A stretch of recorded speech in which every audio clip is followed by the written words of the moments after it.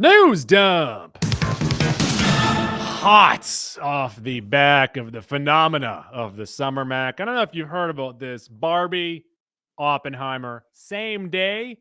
I coined the phrase Barbenheimer, and I That guess was you, yeah. someone must have heard about this because there is a B movie, and I'm not talking about the one with Jerry Seinfeld, coming out with the tagline. First off, the movie's called Barbenheimer, with the tagline D Cup A Bomb.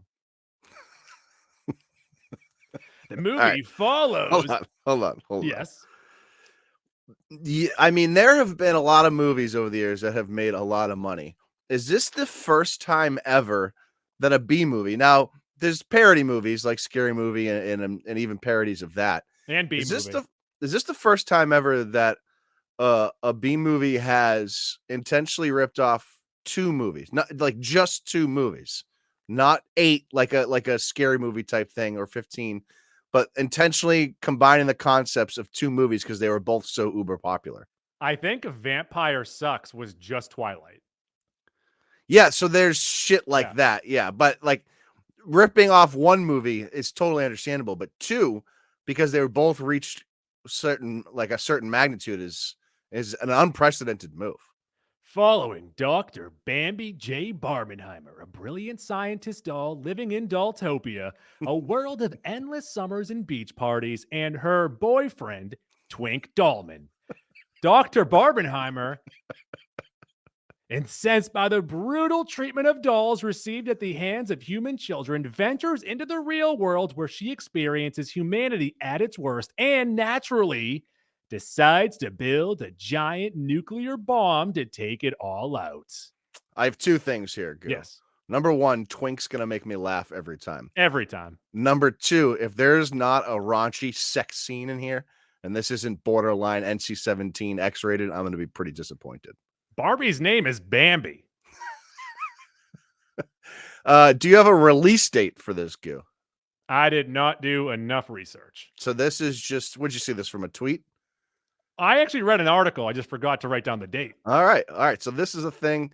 Would you pay money to see this? No, this is like that stupid Winnie the Pooh blood and honey thing. And everyone's, yeah. oh, I saw this movie. Well, good. You wasted your time. So streaming. We'll wait till it's streaming. Yeah, we'll wait till it's on my phone. Someone puts it on Twitter for us. It'll be a Mac and Goo episode. It sounds like a Mac v Goo fucking movie. We could do a watch along with this one. This honestly sounds like something that you pitched. Oh, fuck you. Oh no. Yeah, maybe. The Beatles have released a new song, Now and Then. Yep, the last ever legit Beatles song has come into existence, and it's pretty fascinating to see how this song came to be. So, if you don't know the story behind this, which I didn't, there's a 13-minute behind the scenes type of thing on Disney Plus, and it's actually on YouTube. Is it? All right, yeah. So we're also on YouTube. Smash that subscribe button. Give us a like. Ring the bell. So obviously, musicians record hundreds of hours, if not thousands of hours of stuff over the years, and that was the case with John Lennon. So. That was the case with John Lennon, and he died in 80 or 82? 80, I believe. 88? No, 80.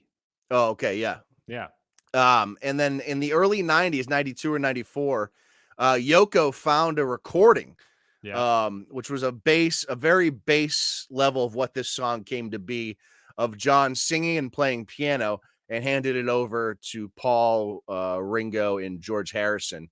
And at that time, Goo, the technology wasn't really available to like isolate that and turn it into a high quality track. So they worked on it. All three of them, Ringo, Paul, and George, worked on that track, trying to make it a song. Didn't really, play out the way they wanted to. So they kind of left it alone. And if you remember last year, Goo, Peter Jackson made that 85-hour Get Back documentary about the Beatles for Disney Plus, which I loved. There was a lot of cool, never before seen footage in there, and they restored some of it. And because of that documentary, Peter Jackson and his crew basically created this new technology to isolate audio and audio lines from, all sorts of stuff. And they were able to take that technology and apply it to the old Lennon recording and pull his vocals out. They re-recorded the piano. Paul re-recorded his bass line from the 90s. He recorded a slide guitar type George thing as an homage to George, and Ringo came back in and played drums. And here we go. We got with the only Beatles song we'll ever get ever again. So that's pretty cool. It's a cool story. How cool is the song? Song's good. It's not a world beater, but I mean, what'd you expect from, a drugged up John Lennon? I will say this is that I am looking forward to when a rapper uses that little clip as a sample. It's also like the name of the song has obviously a double and triple meaning. I like the song itself is like a decent enough song, very listenable, but it's more so the story behind it and the fact that this actually came out, 43 years after John Lennon's death. It's pretty cool. Story better than song. Yes, true.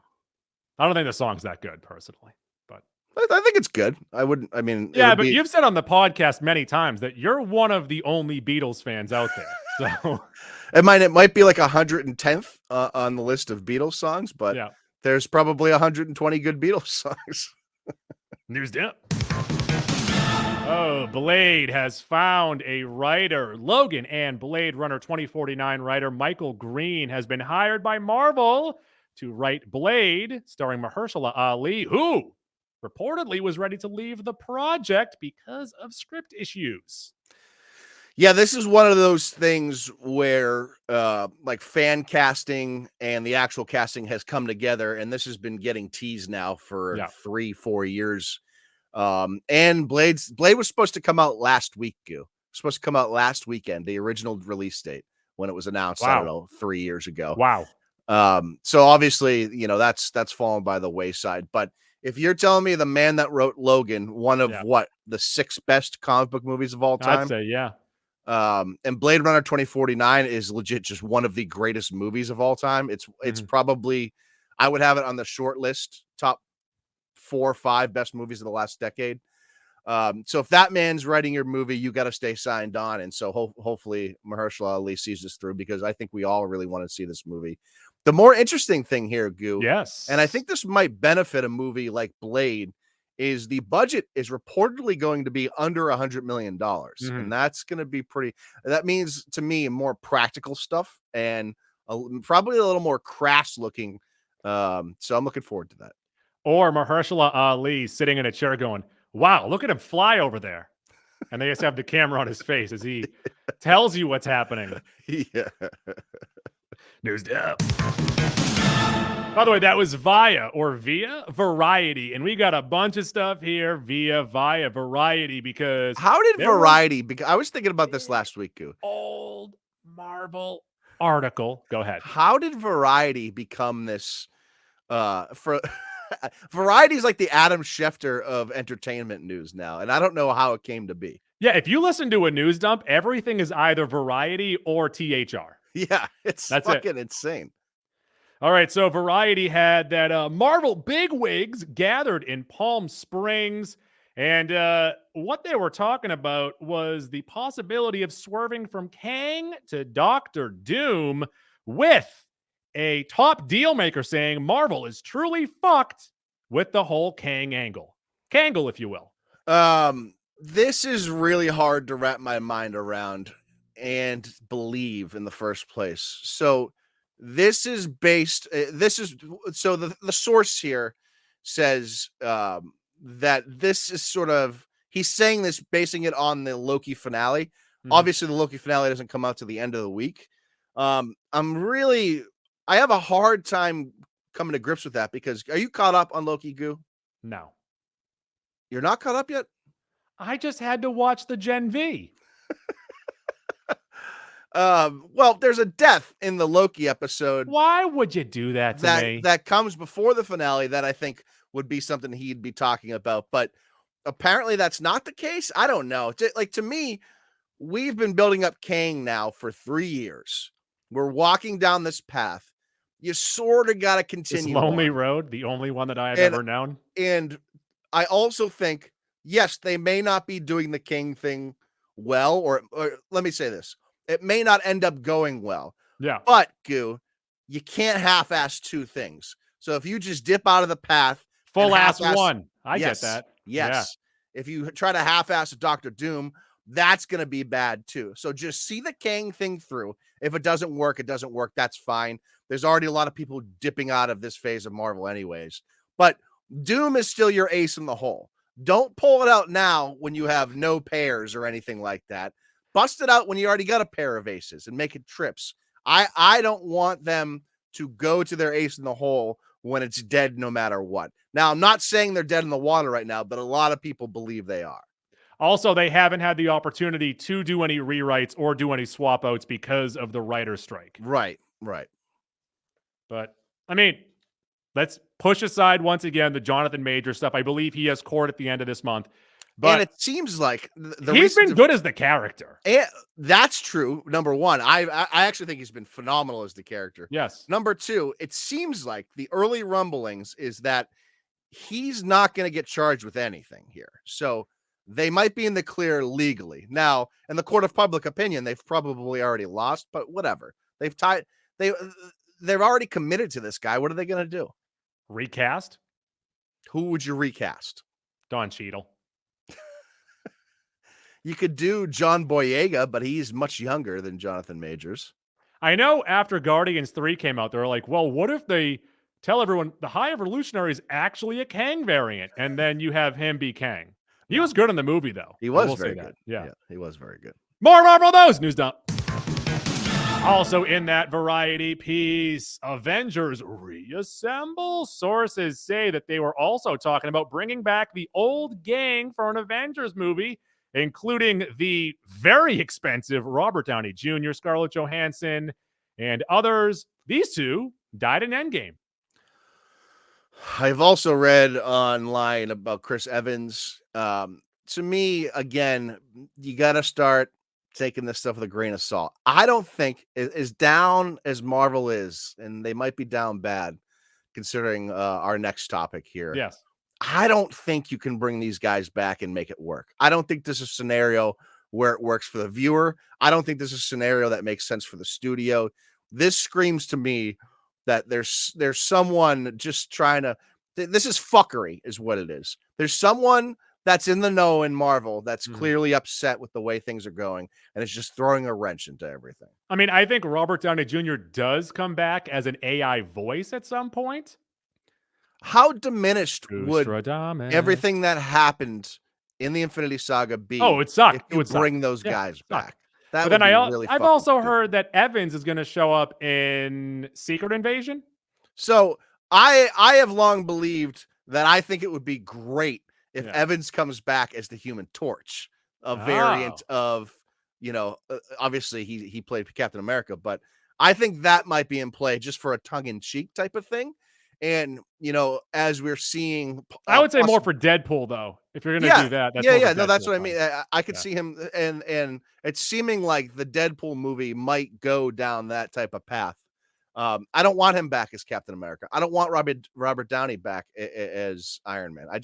Those guys did their part and crushed it, and I don't want to lessen the contribution they made to the universe. What if Chris Evans comes back and he's Captain America again, and then someone said, wait, I thought you were an old man now, and he goes, I know, it's a fucking cartoon, you pussy. Yeah, that's something Chris Evans would say. Well, he might say. News dump. You just teased this, Mac, and the pre-sales for the Marvels, which is coming out this week. We've got to figure out what we're going to do. That's on a budget of $275, although they only paid $220 because of some tax write-off shit, but then you got to double that for marketing anyways. Via Deadline, the movie pre-sales are tracking behind The Flash's $55 million. Captain Marvel opened at $153 and made over $426 domestically. This is maybe more based in fact. It's hard to believe it's going to make less than The Flash did on opening weekend, but maybe it will. But this movie doesn't have Michael Keaton. Whoa, that would be a great swerve as if Keaton showed up. The fact that the first Captain Marvel made $153 million and this is set to make $100 million less is hard to if that happens, then I guess they are in trouble. ultimately, the first Captain Marvel made over $1 billion, like you said, Yeah. 427 almost domestically. I don't know. Like, this movie looks like it's going to be pretty decent. So I don't know why this is the one that everything is falling onto. And moreover, like, it seems like we're going to have pretty big ramifications from the end of Loki. So I'm kind of looking forward to this because these two coming out essentially on the same day, there should be something pretty major going on with the Marvels and the end of Loki. So maybe I'm in the minority here, Goo, but I'm looking forward to this movie. News up. Got a trailer for Echo, and talk about something that I didn't care about at all, and now I am quite excited about. They have reportedly cut their 8 episodes to 5. They'll be all being released all at once. The trailer is heavy Kingpin, quick clip of Deadpool, also Marvel's first TVMA, and it requires no prior MCU knowledge. By Deadpool, you meant Daredevil. Oh, fuck you. And number 2, you're now excited for this show? I like Kingpin, though. You don't. This is the optimism I just showed for the Marvels. The opposite. This show, I don't need. You shot me in the eye. This is Vanessa. This is not for me. Now, this is the type of thing where I would expect Marvel fans to dip out. But this is starting. I forget what they're calling it. This is going to be the first of several Marvel stories that are going to be told in the MCU, but not really tied into the MCU. Which I think they want to do that because I think the interconnectivity of the multiverse is throwing some people off. Yeah, but Goo, you know what that sounds like? DC. You know, it didn't work. DC. But this also has Kingpin, and he breathes really, really heavy, and he kills someone in the trailer. Yeah, I mean, I'm going to watch this show for sure because I fucking watch everything Marvel. Also, Daredevil has a burgundy suit on, just like from Netflix. I am not looking forward to this. That's for sure. Comes out early in the new year, though, so it sets the table for the year. Also, 5 all at once. Yeah, that is a positive. I'll give it that. I'll give it that. News up. By the way, Vincent D'Onofrio was not here. That was me doing the heavy breathing Mac. Ooh, you're bad at that. TMNT, the sequel, will be a villain-forward movie. Jeff Rowe, the director, told Collider that the sequel, they are planning for the Shredder to be the main focus, saying Shredder is just a great character. He's an iconic, classic, loved character. He's like the Joker. You know who he is, even if you're not a fan of the source material.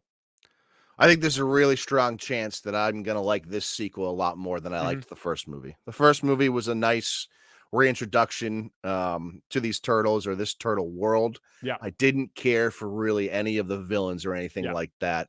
And you know who is fucking cool and a great villain? Shredder. So I'd be pretty interested in this. I think this is going to be really heavy Shredder with the end teasing the Utroms. So there you go. That'd be nice. Also, I believe that Maya Rudolph is Krang. So love that. I know. Well, I would love for her to be voicing Krang. Are you kidding me? I'm all in on all Maya Rudolph voiceovers. Same here. Voice acting. I feel like people, when they read into this, they're like, oh, he's comparing him to the Joker. No, what he's saying is that if you know Turtles, you know the 4 Turtles and you know Shredder. That's pretty much it. Yeah, and it seems like, now you know turtle lore more than me, but it seems like just also what he's saying is that the Joker's genesis is tied into Batman just as the Shredder's genesis is tied into the Turtles. As long as he says, I don't know, a handful of times that he's going to dine on turtle soup, it got me. That's all I need. News down. Oh, it has been reported and pretty much confirmed because every time that someone has confirmed it, the boys have commented on the post on X with Billy Butcher going like this. So like lifting a teacup. It's a very visual thing here. But Boys Season 4 is set a few days after the events of Gen V. Yeah, this is good because Gen V sort of leaves you without a conclusion in a good way. There's a finality in a sense of what happens. And if you want to know how we felt about the show, we just released an episode. Go and check it out. Or don't. It's up to you. Spoiler alert, we both liked it a lot. Yeah, so A smash that lot. subscribe button. Ring Um, that bell. I like that this is gonna pick up right away, though. I don't need a 6 months later sort of thing. News dump. Got a trailer for Fall Guy. I'm sorry, The Fall Guy and comedy Goss Lives. I don't know if it's just me, Goo, but I got a little bit of Tropic Thunder vibes from this trailer. Possibly. I could see Because that. it's like a movie within a movie, actors not really understanding it's a real thing going on. This could Mhm. now, first of all, the trailer was like 8 minutes long. It was a really long trailer. 3 minutes, 21 seconds. Yep. This might have some shark jumping in it. I don't want to be I think it's gonna be shark jumping on purpose, though. I don't want to be glass half empty here, Goo, but I wasn't super excited about Well, I this. mean, it's directed by David Leitch, who also did Bullet Train. So Bullet that Train had multiple shark jumping moments in the Bullet movie. Train could have been a lot better, but I enjoyed my Yeah, experience. no, I with liked it. Bullet Train. Yeah, but it could have been a lot better, especially March the ending. 1st. March 1st. New year, new me. Am I right? Yeah, there you go. I'll probably be the exact same person next year. I don't see myself. I've hit an age. I'm never going to evolve again. Yeah, because you're already a dad. I still have like another level I can get to. I haven't quite made it. I'm waiting to level up. I'm waiting to evolve. News down. Got a trailer for Kingdom of the Planet of the Apes. This one is without Matt Reeves. Wes Ball is in there. He's the director now. You might know him from the Maze Runner movies and also Andy Serkis, no longer with the franchise. I believe Reeves did the second and third movies. Yes, in the this two good series. ones. Yes. Yeah, the two much better ones. But that is for sure one of the most underrated trilogies of the last 10 or 15 years. I loved those second and third movies, actually. That first Maze Runner movie is actually pretty good too. After that, not so much, but this could be good. This could be good. But what we talked about a little bit when we were talking about the Thor movies last week, Goo, at some point, sequels are just destined to be bad. Now, this is the fourth movie in the series, not the fifth. But at some point, you just got to call it quits. Yeah, but this is going to lead up to the Charleston Heston movies. So I do like that. Like, they're sort of building up to finally, it is a world of apes with people. Probably a trilogy that leads up to that point. Yes. Yeah, it is a world where the apes have finally taken over. So I'm interested to play around in that world a little bit, but I don't know if we need another movie after this. Do you have an actor that could play the Heston role? Do you think we give Mark Wahlberg some redemption? I was going to say AI. Do you like AI? Sure. I'm not talking Allen Iverson. No. That would be crazy, though, if it was Allen Iverson, no. You know what movie's not bad, Goo? AI. How would you feel about this? I was listening to the Weekly Planet earlier, and they suggested Adam Driver. I'm a bit of an Adam. Also just in the Planet of the Apes movie with dinosaurs, so I'm a bit of an Adam Driver stan, so you could tell me he's cast in anything, and I would say it's a good call. What if he plays all the apes as well? He could do it. He could do it. News down. Godzilla -1. We got a trailer for this, and I forgot to watch it. So this is separate from what we've seen in the movies and with this Apple TV series. I think this is a Japanese release officially. Oh. But if you're into kaiju and Godzilla, here's another option for you. Kaiju. News down. We got some emotions for Inside Out 2. Anxiety. ENNUI. Anui. Can you explain what that means? That was going to be my question for you. Do you know what Anui is? ENNUI. I guess let's move past it and then go back to it. As I read these next three words, want to give that a googs? I can't. I'm using my phone as my second screen. Embarrassment. Yeah. That's bricked right up, now. which I'm sure that's you every night. Constantly. Constantly bricked up. And envy. Yeah, it looks like we're transitioning into the teenage years. Yeah. Again, Inside Out is a phenomenal concept for a story. I borderline hated what we got in that first movie. Yeah, but did you see recently that there are some Easter eggs in the back of the emotions, and it's two scenes from Up? I really liked Bing Bong. I'll give it that. Bing Bong, great character. Yeah. I just don't like if that movie didn't quite have a target audience, because I don't think 7-year-olds are really understanding anything in that movie.